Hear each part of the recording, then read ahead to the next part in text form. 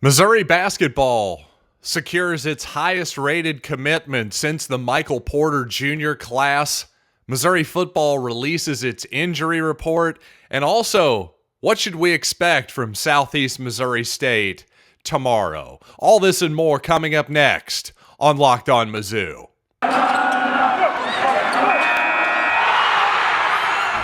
You are Locked On Mizzou, your daily podcast on the Missouri Tigers. Part of the Locked On Podcast Network. Your team every day.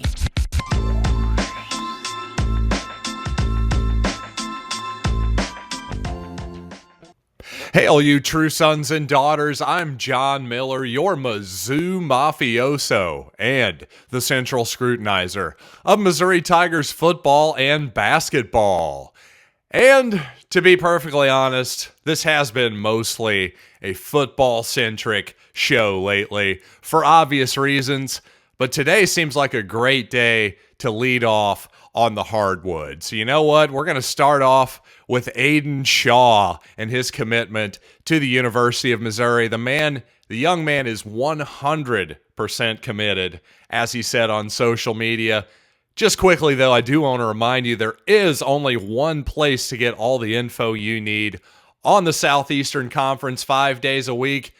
And where's that? You guessed it. It's with Locked On SEC with my friend Chris Gordy of Sports 790. The guy just gets a lot of amazing guests on that show, including yours truly on occasion. So check it out, Locked On SEC. Find it wherever you get your podcasts for free. But I tell you, Aidan Shaw, Missouri, obviously, as you probably know by now, but if you don't, let me explain to you about Aidan Shaw. He's about the 50-some-odd ranked recruit in the country, according to Rivals.com, for instance. Just to give you, again, some context, that's the highest-rated guy, according to Rivals, that Missouri has signed since Michael Porter Jr., Jonte Porter, Jeremiah Tillman, Blake Harris, that whole class. Aidan Shaw, a four-star forward from Blue Valley High School in Overland Park. Again, he's 6'7", 185. I think he's, as I've said before, as I said yesterday, I believe, I think he really fits a serious need for the Tigers. They've been searching for kind of the right guy in that combo forward position, somebody who can obviously stretch the floor offensively, create space, and score himself, but also on the defensive end, live up to what Cuonzo Martin's expectations are on that end of the court. And you know what? I went back and watched Aidan Shaw play for his high school against Bishop Mage, and guess what? Another really highly ranked prospect in Mark Mitchell, a guy who Missouri is after, Kansas is after, a guy who's the 11th best prospect in the nation. So this was a fun game to watch on a couple different levels. But what really immediately stood out to me defensively, Aidan Shaw is a Cuonzo Martin kind of player. He's going to be a menace defensively with his length, with his athleticism. He's a smooth 6'7", 185. And by the way, as a guy who was 6'7", 185 in his life, he looks a little bit heavier than 185 to me. And I'm saying that in a good way. He looks thick. I think he looks very strong. He doesn't look as thin as, say, I don't know, Lawrence Bowers did when he first stepped on to campus for the Tigers. Obviously, Lawrence ended up being an absolutely fantastic player for Missouri, but 185 seems a little bit light to me. He doesn't look that. Maybe it's just because of how Aidan Shaw plays. Maybe that's why I'm getting fooled by his actual weight. Because around the rim, he's not afraid to attack the basket. He's not afraid of contact, and he's definitely not afraid to block shots. Again, I think he's going to be a real problem defensively immediately. But on the other end of the court, he also showed the ability to catch and shoot from three-point range on both wings. And I thought that's really encouraging because, number one, he's not going to be, especially as a freshman, it's not like he needs to be taking guys off the dribble and shooting three-pointers or anything like that. But if he's able to step outside, create space, and make the defense pay when they sag off of him, Well, that's all you can really ask for from a guy who looks like he has some really, really high defensive upside.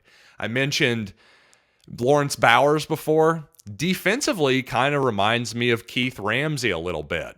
A guy about the same size, really, really athletic, rangy player, smooth athlete, but clearly Aidan Shaw has a lot higher upside offensively than Keith Ramsey did. That's for sure.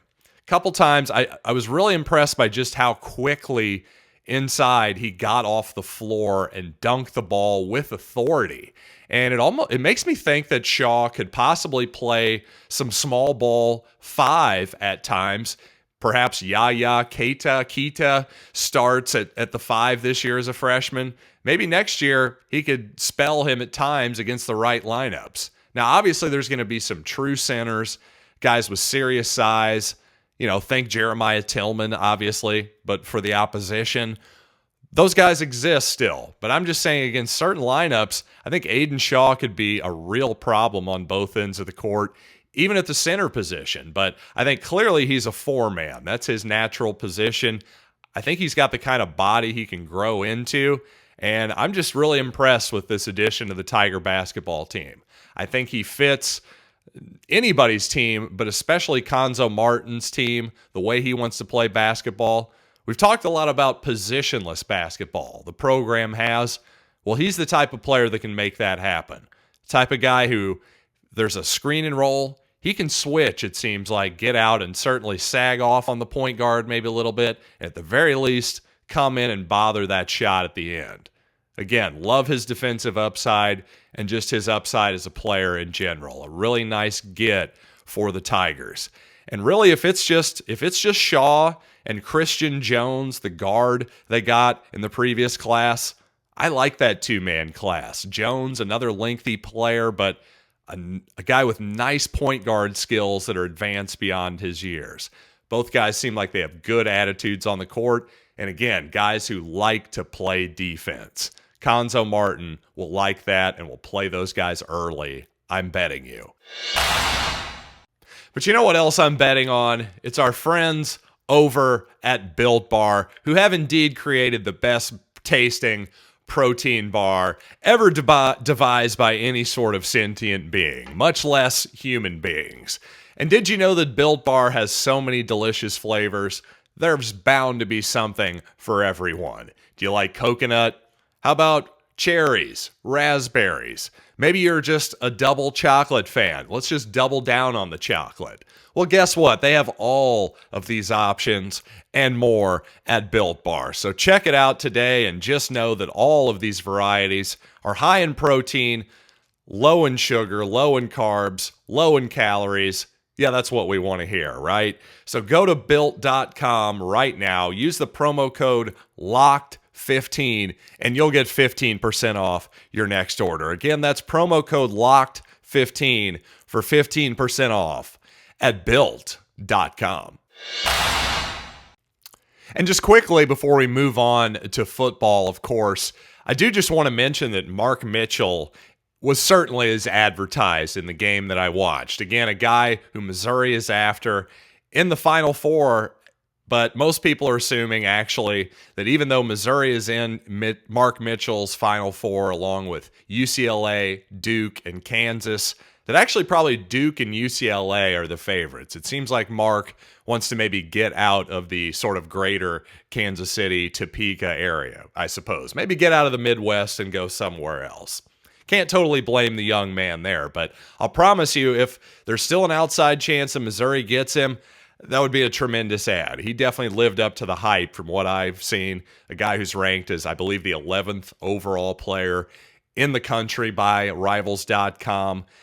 Really polished offensively, about the same size as Aidan Shaw, maybe 6'8" on the skinnier side, but just some advanced Euro step type moves, incredible balance for a guy his size, just really impressive stuff for somebody his age and again at his height. But so obviously Missouri would take Mark Mitchell in a second, but I wouldn't be surprised if they just kept two guys, just Shaw and Christian Jones. But you know what? With all that being said about basketball, we got to move to the gridiron, of course. And by the way, one thing I failed to mention yesterday is that it does look like Luther Burden, the East St. Louis wide receiver, going to decide on October 20th what his final college decision is.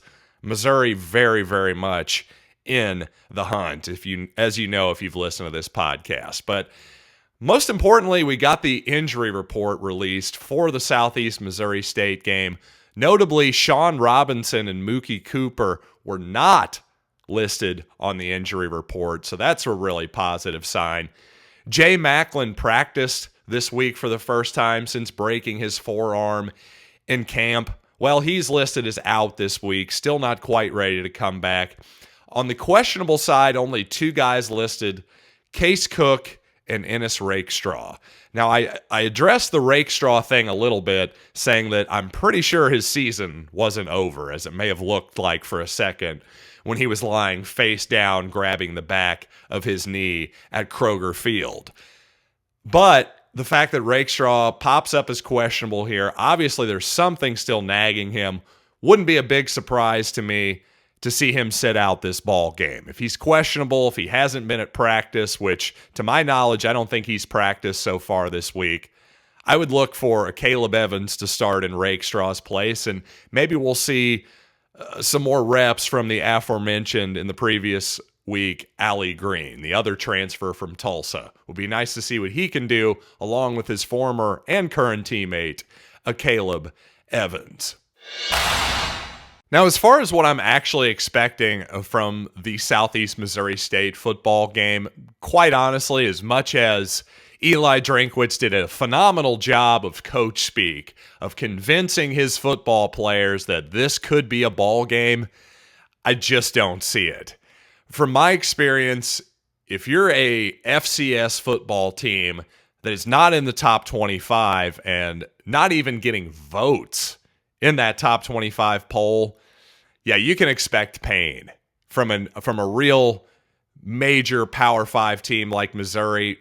I mean, I'm telling you, if Josh Heupel was still here, 77 to nothing like we had against Delaware State a few years ago, that would truly be in play. There's no chance in my mind whatsoever that Southeast Missouri State makes this a game. And if they do, if I'm wrong here, well, we got to start reevaluating everything. And that's not an overreaction. So basically, again, what we want to see is simply some different guys who haven't gotten reps actually get some real reps in a real game. And obviously, we want to see domination on both sides of the ball, simply put. Now, by the way, there's one thing that's stuck in my craw a little bit from the Kentucky game, and it's the Chance Looper pass. Remember when he threw the wide receiver screen pass down the field? Well, here's the deal.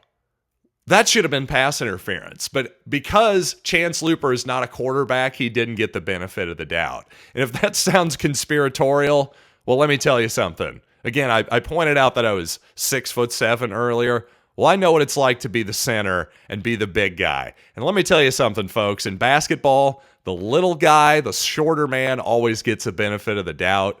And for whatever reason, it seems like if you're a non-quarterback, well, you're not getting the benefit of the doubt on any sort of pass interference play.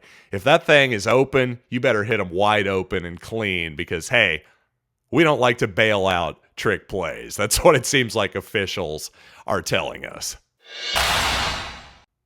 And of course, since it's a Friday, you know what it is. It's time for Project Run Play, where I talk about Missouri's uniform reveal. But first, I do have to hit one more of our fine sponsors.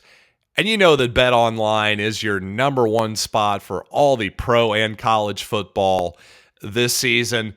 Well, I bet you didn't know they have a new updated site and interface with even more odds, props, and contests. So head to BetOnline right now to receive your 100% welcome bonus. Don't forget to use the promo code LOCKEDON. That's how you get your 100% welcome bonus. So from football to basketball, boxing, even your favorite Vegas casino games. Don't wait to take advantage of all the amazing offers available for the 2021 season. Again, don't forget to use that promo code Locked On at BetOnline, your online sportsbook experts. And now it's time for Missouri, nay, the world's favorite segment. It's Project Run Play. And you know what? I have to be honest. I must be getting old because with this uniform reveal, I started saying, now what the heck? Is Missouri really just going to wear alternate uniforms every single week of the season? Can we actually get our regular black and gold combo going? And of course, I mean black helmet, black jersey, gold pants. The classic Missouri look. But you know what? On second glance, I have to admit, this gold helmet combo they have this week, it's pretty darn sharp if I'm looking at it objectively. But here's where I'm not so objective. I really like what I saw from the basic, again, black helmet, black jersey, gold pants that was revealed in the preseason. Can I see that combination in action? Can I see what looks like a very classic Missouri look in a lot of ways that's sort of updated for 2021? But that's what I liked about this new look. So to me, can we see it one time? We're 3 games in. You know, we're going to Boston College next week. We're certainly not going to wear black on the road. So I don't know. Hopefully we'll get this look sooner rather than later. But I have to admit, the white stripe on top of the black helmet, the white stripe on top of the gold helmet, something a little bit different, like than say, oh, hey, let me reach back for a second. Hold on, all you people in podcast land. I just forgot I have helmets behind me. So this is a bonus for all of you here on YouTube. See, this helmet, for instance, no white on the top, just a little bit of a different touch. I actually like it. It matches with the new uniforms that have more of the white trimming to it than, say, anthracite. Another big plus of the new uniforms, no anthracite. So, with all that out of the way, enough uniform talk. And finally, just to close it out here, some bigger college football news, some more granular college news, if you will. Officials, this is according to Ross Dellinger, officials are set to pass a 1-year waiver next month to immediately expand the 25-man football signing limit. Now, what happens here is coaches can now replace up to 7 players that they would potentially be lost in the transfer portal. So, in other words, for years and years now, you could sign up to 25 guys per recruiting class. But lately, with so many different guys entering the transfer portal each season, and with that trend showing no signs of slowing down whatsoever, well, teams are getting a little bit light in terms of actual scholarship players at times.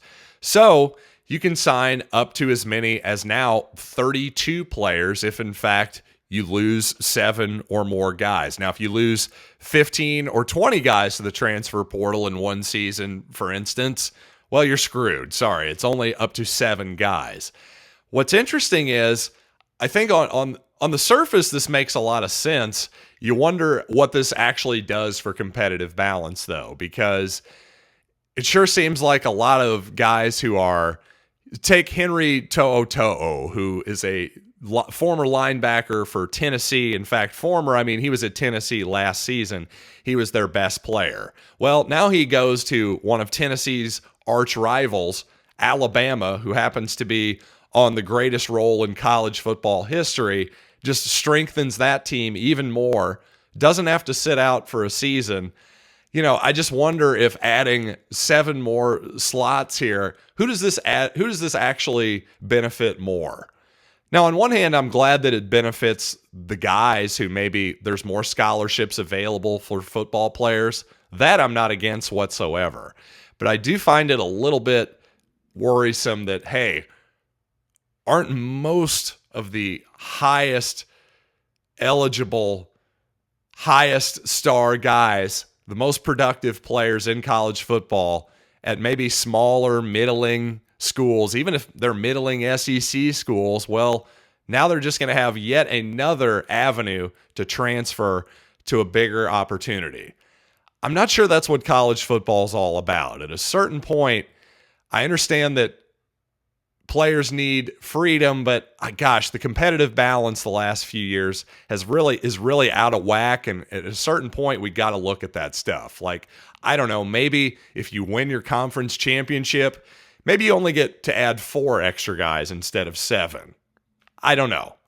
Just a thought, something that certainly needs to be considered, though, because it can't just all be a complete free-for-all, or else, I don't know. I think the top 5 or 10 teams that have been winning for the last few years are just going to keep on doing so. But you know what? If you would like to keep winning on your wagering, well, I would definitely recommend you check out Locked On Bets with Lee Sterling and your boy Q. Really one of the best shows on this whole network. I happen to be a subscriber, so it's got to be good. That's all I really need to say. So again, check out Locked On Bets for free wherever you get your podcasts. So until next time, I am John Miller, and this has been Locked on Mizzou.